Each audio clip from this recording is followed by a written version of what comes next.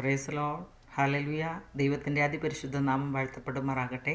Hallelujah. പുതിയൊരു പ്രഭാതം വീണ്ടും നിങ്ങളോടൊപ്പം അല്പസമയം ദൈവവചനവുമായി നിൽക്കുവാൻ ദൈവം എൻ്റെ ജീവിതത്തിൽ തന്ന നല്ല അവസരത്തിനായി ഞാൻ ദൈവത്തെ സ്തുതിക്കുക. ഹല്ലേലൂയ. ബന്ധനമോ പ്രതിസന്ധികളോ എൻ പാതയിലെന്തും വന്നോട്ടെ. ബന്ധനമോ പ്രതിസന്ധികളോ എൻ പാതയിലെന്തും വന്നോട്ടെ.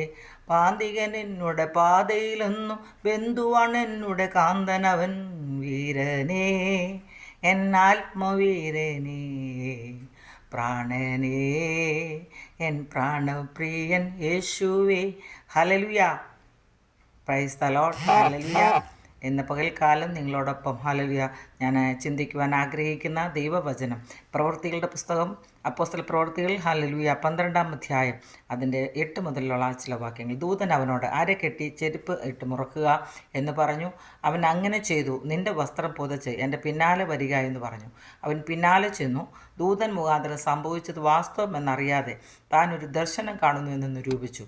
അവർ 1-ാം കാവലും 2-ാമത്തേതും കടന്ന് പട്ടണത്തിൽ ചെല്ലുന്ന ഇരുമ്പ് വാതിൽക്കൽ എത്തി.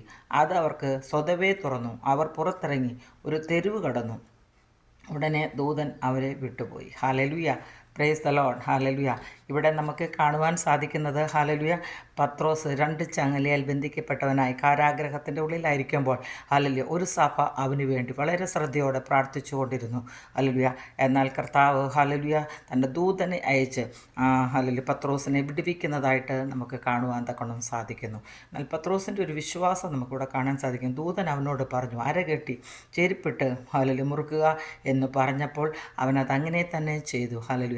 കാരാഗ്രഹത്തിലായിരുന്നാലും എവിടെയായിരുന്നാലും ഹല്ലേലൂയ ദൈവത്തിന് വിടുവിക്കുവാൻ ഒരു നിമിഷം മതി എന്നുള്ളത് ഹല്ലേലൂയ നമുക്ക് കാണുവാൻ തക്കണം സാധിക്കുന്നു. ഹല്ലേലൂയ. അവൻ 1-ാം കാവലും 2-ാം കാവലും കടന്നു. ഹല്ലേലൂയ. എന്നാൽ 3-ാം വാതിൽ അവന് സ്വതവേ തുറന്നു എന്ന് കാണുവാൻ തക്കണം ഇടയാകുന്നു.